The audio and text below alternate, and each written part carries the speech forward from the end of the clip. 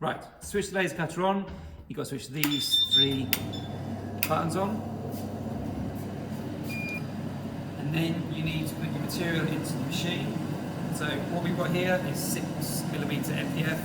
Ideally you want square edges, okay? And what you need to do, before you put the material in the machine, is move the laser head back using arrows, back to the top right hand corner, and then if you follow these instructions here, you press ZU and then the right arrow key, and if you look, the table should start to lower. Okay.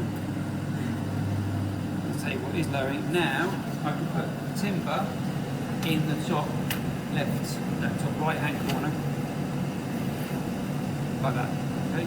Then follow the instructions, you press escape, use the arrow key to move the laser head over here, over the material, and then press ZU, and you need to scroll down to autofocus, and then press enter. So now it should be coming like that. See it coming up? Now we've got to remember is you've got to autofocus over a piece of material. Don't try and autofocus where there's no material. Okay, so make sure you're on a solid piece of material. Then you can decide where you want to start laser cutting from. So you can move the laser head to where we want to start. So I can move the laser head all the way up here, and I can press origin. So that's where it's going to start laser cutting. So that's auto-focusing setup of the laser cutter. If we move over here, we come to our design that we've done. So that's a very simple circle done on TechSoft. You need to check it's the right size, and then you go to File, Export, check it's a .dxf. So out of all of these, you need to go down to .dxf, and then save it in desktop and in this PC, desktop, and we'll call this test2. Check it's a .dxf and click save, click OK. Then you can X out of TechSoft and go to RDWorks, and then go to File, Import, and then there's Test2, click Open.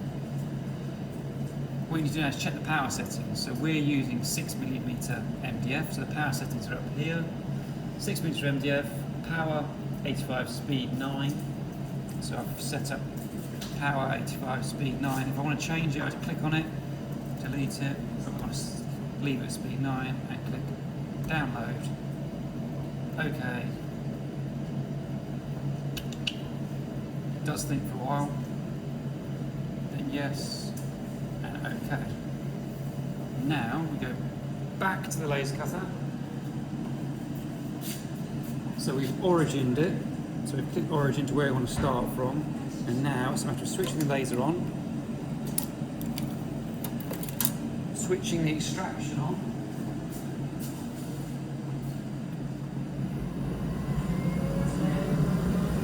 pressing start.